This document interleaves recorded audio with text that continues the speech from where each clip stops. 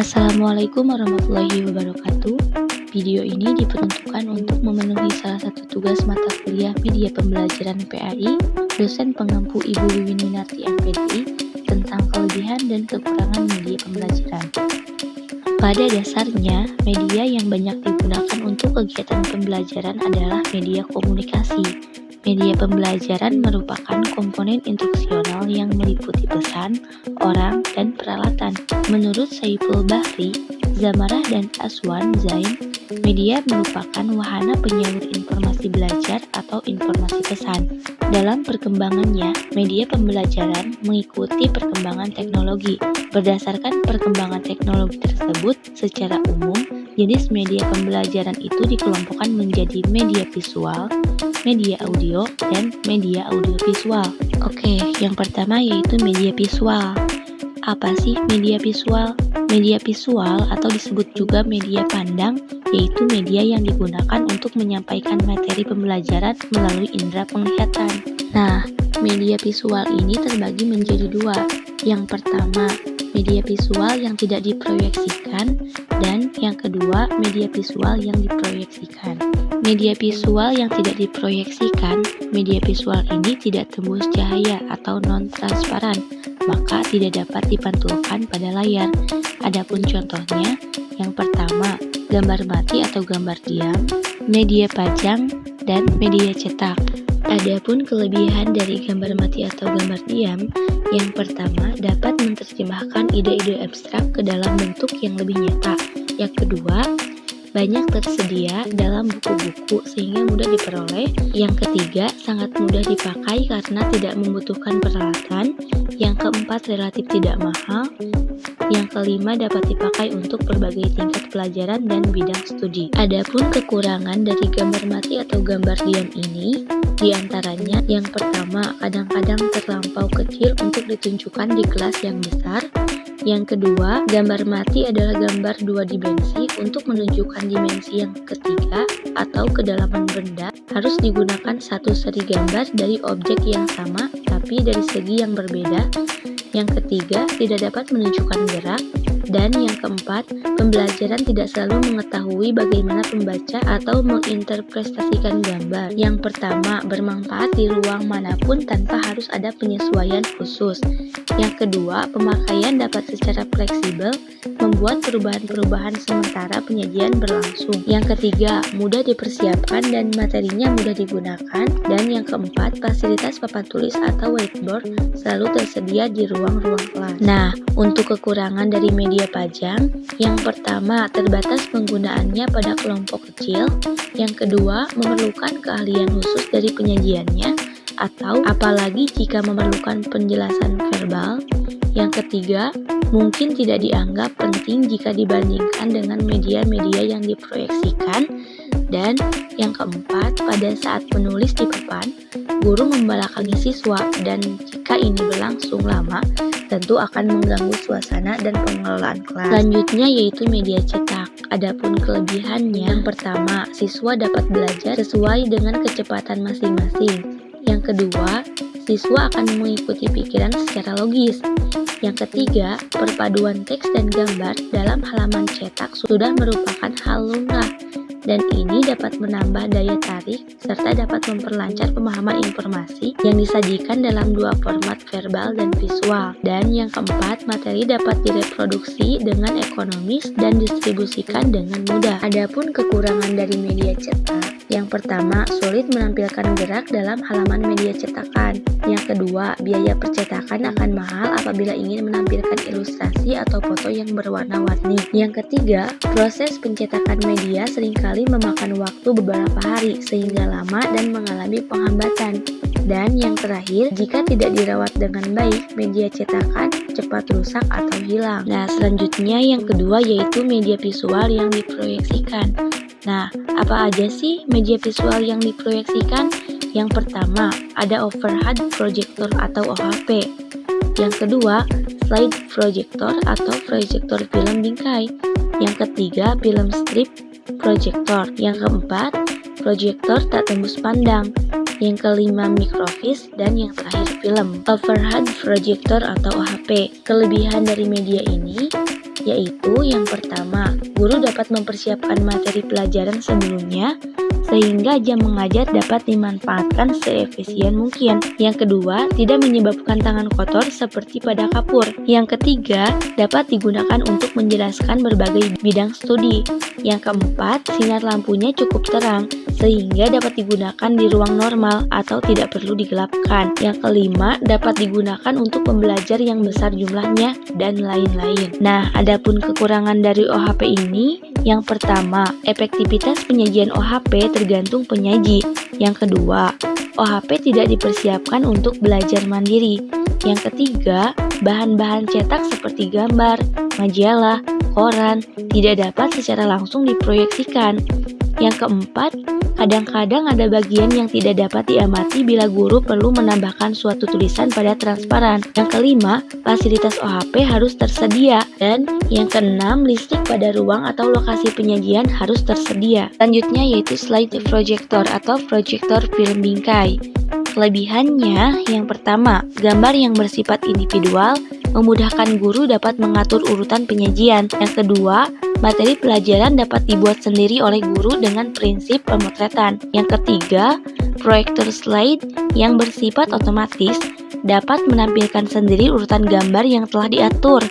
Yang keempat, proyektor slide sederhana sehingga mudah digunakan. Yang kelima, dapat digunakan untuk pembelajaran individual maupun kelompok dan lain-lain. Adapun kekurangannya, diantaranya yang pertama tidak dapat memberikan kesan yang berhubungan dengan gerak, emosi maupun suara. Yang kedua, pembuatan bahan membutuhkan biaya yang lebih mahal dibandingkan bahan untuk OHP. Yang ketiga, gambar yang bersifat individual mudah hilang. Yang keempat, kesalahan menetapkan gambar menyebabkan gambar terbalik pada layar. Yang kelima, tidak dapat menunjukkan kedalaman benda. Yang keenam, slide yang dibuat dari kaca mudah pecah, dan lain-lain. Selanjutnya yaitu film strip projector. Adapun kelebihannya, yang pertama, lebih padat karena film strip dapat memuat beberapa puluh gambar. Yang kedua, mudah disimpan karena cukup digulungkan dalam sebuah silinder. Yang ketiga, mudah dipersiapkan baik perangkat lunak maupun perangkat kerasnya. Yang keempat, dapat menampilkan beberapa jenis tema baik untuk anak-anak maupun untuk perguruan tinggi dan memungkinkan terjadinya diskusi yang cukup lama. Adapun kekurangan dari film strip projector ini diantaranya proyektor film strip sukar diperoleh. Yang kedua, sukar untuk menunjukkan beberapa buah gambar saja sebab gambar merupakan suatu rangkaian. Yang ketiga, sukar untuk mengganti bila ada gambar yang rusak atau tak sesuai dengan perkembangan ilmu. Yang keempat, memerlukan ruangan yang gelap untuk dapat menunjukkan gambar yang jelas. Dan yang terakhir, film biasanya tidak dibungkus, maka sebagian gambar dapat tergores atau rusak. Selanjutnya yaitu proyektor tak tembus pandang. Kelebihannya, yang pertama, berbagai materi pelajaran dapat ditunjukkan secara langsung diambil dari buku, koran, majalah, peta, dan lain sebagainya. Yang kedua, perangkat lunak tidak membutuhkan biaya yang banyak. Yang ketiga, dapat dipakai berulang-ulang. Dan yang keempat, berbagai objek 3 dimensi seperti serangga, mata uang logam, daun dapat diproyeksikan.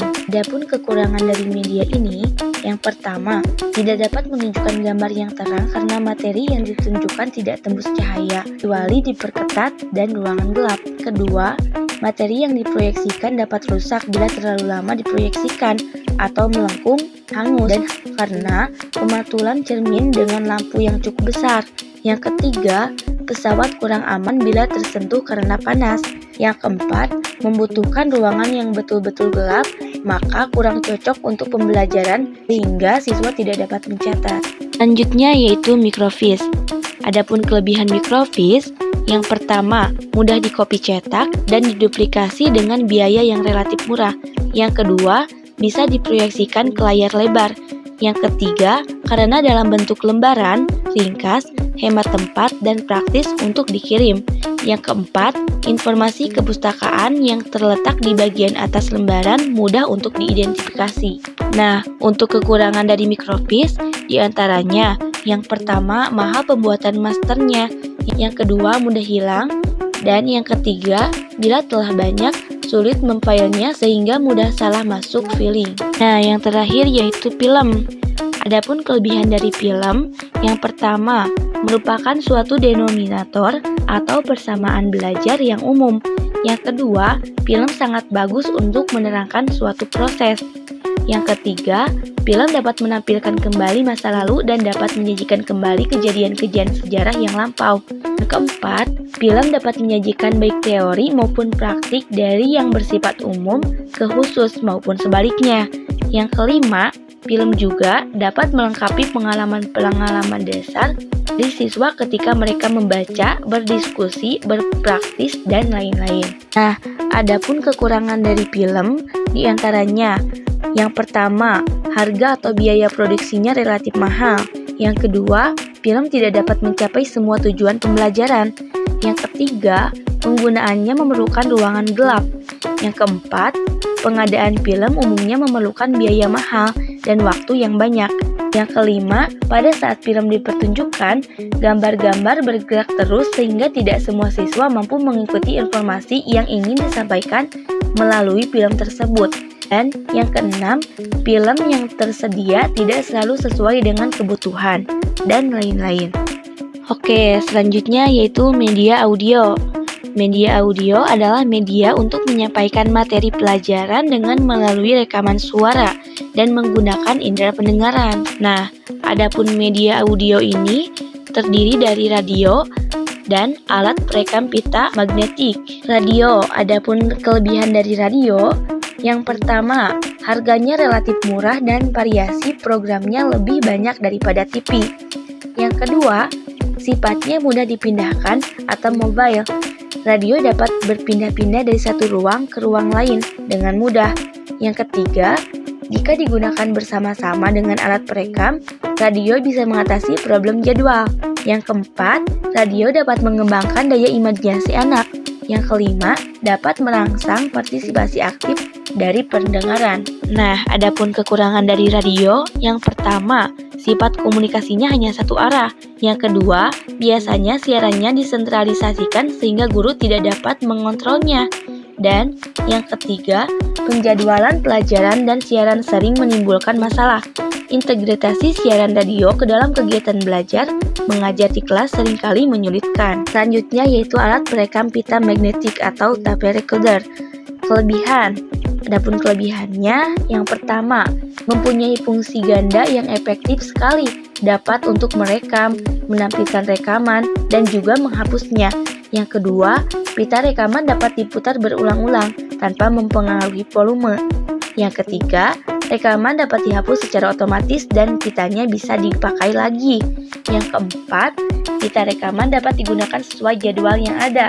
Yang kelima, program kaset dapat menyajikan kegiatan-kegiatan atau hal-hal di luar sekolah dan lain-lain. Nah, adapun kekurangannya, yang pertama, daya jangkaunya terbatas. Yang kedua, biaya pengadaan bila untuk sasaran yang banyak jauh lebih mahal. Yang ketiga, dalam suatu rekaman, sulit menentukan lokasi suatu pesan atau informasi. Yang keempat, kecepatan merekam dan pengaturan track yang bermacam-macam menimbulkan kesulitan untuk memainkan kembali rekaman yang direkam pada suatu mesin perekaman yang berbeda dengannya. Yang terakhir yaitu media audiovisual. Media audiovisual adalah media yang digunakan untuk menyampaikan materi pembelajaran bukan hanya dengan indera penglihatan saja, akan tetapi juga dengan indera pendengaran. Melalui media audiovisual ini, seseorang tidak hanya dapat melihat atau mengamati sesuatu, melainkan sekaligus dapat mendengar sesuatu yang divisualisasikan. Untuk media audiovisual ini terdiri dari televisi, video, dan permainan. Adapun kelebihan dari televisi, yang pertama, televisi dapat memancarkan berbagai jenis bahan audiovisual, termasuk gambar diam, film, objek, dan drama. Yang kedua, televisi bisa menyajikan model dan contoh-contoh yang baik bagi siswa. Yang ketiga, televisi juga dapat membawa dunia nyata ke rumah dan ke kelas-kelas seperti orang, tempat-tempat, dan peristiwa-peristiwa melalui penyajian langsung atau rekaman. Yang keempat, televisi dapat menyajikan program-program yang dapat dipahami oleh siswa dan lain-lain. Adapun kekurangan dari televisi itu sendiri, Yang pertama, televisi hanya mampu menyajikan komunikasi satu arah. Yang kedua, televisi pada saat disiarkan akan berjalan terus dan tidak ada kesempatan untuk memahami pesan-pesannya sesuai dengan kemampuan individu siswa. Yang ketiga, guru tidak memiliki kesempatan untuk merevisi film sebelum disampaikan. Yang keempat, layar pesawat televisi tidak mampu menjangkau kelas besar sehingga sulit bagi semua siswa untuk melihat secara rinci gambar yang disiarkan, dan lain-lain. Selanjutnya, video. Kelebihannya, yang pertama, dapat menarik perhatian dari periode-periode yang singkat dari rangsangan luar lainnya. Yang kedua, dengan alat perekam pita video, sejumlah besar penonton dapat memperoleh informasi dari ahli-ahli atau spesialis. Yang ketiga, demonstrasi yang sulit bisa dipersiapkan dan direkam sebelumnya, sehingga pada waktu mengajar, guru bisa memutuskan perhatian pada penyajiannya. Yang keempat, menghemat waktu dan rekaman dapat diputar berulang-ulang, dan lain-lain. Adapun kekurangan dari video, yang pertama, perhatian penonton sulit dikuasai, partisipasi mereka jarang dipraktikkan. Yang kedua, sifat komunikasinya yang satu arah harus diimbangi dengan pencarian bentuk umpan balik yang lain. Yang ketiga, kurang mampu menampilkan detail dari objek yang disajikan secara sempurna. Yang keempat, memerlukan peralatan yang mahal dan kompleks. Yang kelima, pengadaan video umumnya memerlukan biaya mahal dan waktu yang banyak, dan lain-lain. Yang terakhir yaitu permainan. Kelebihan dari permainan, yang pertama, permainan adalah sesuatu yang menyenangkan untuk dilakukan, sesuatu yang menghibur. Yang kedua, permainan memungkinkan adanya partisipasi aktif dari siswa untuk belajar. Yang ketiga, permainan dapat memberikan umpan balik langsung. Yang keempat, permainan memungkinkan penerapan konsep-konsep atau peran-peran ke dalam situasi dan peranan yang sebenarnya. Yang kelima, permainan bersifat luas dan dapat dengan mudah dibuat dan diperbanyak. Nah, adapun kekurangan dari permainan, yang pertama, memakan waktu yang lama karena asik atau karena belum mengetahui aturan pelaksanaan. Yang kedua, dalam mensimulasikan situasi sosial, permainan cenderung terlalu menyederhanakan konteks sosialnya, sehingga tidak mustahil siswa justru memperoleh kesan yang salah. Yang ketiga, kebanyakan permainan hanya melibatkan beberapa orang siswa saja, padahal keterlibatan seluruh siswa atau warga belajar amatlah penting agar proses belajar bisa lebih efektif dan efisien. Nah, itu tadi merupakan kelebihan dan kekurangan media pembelajaran. Ada pertanyaan? Silahkan tulis dalam kolom komentar. Terima kasih. Assalamualaikum warahmatullahi wabarakatuh.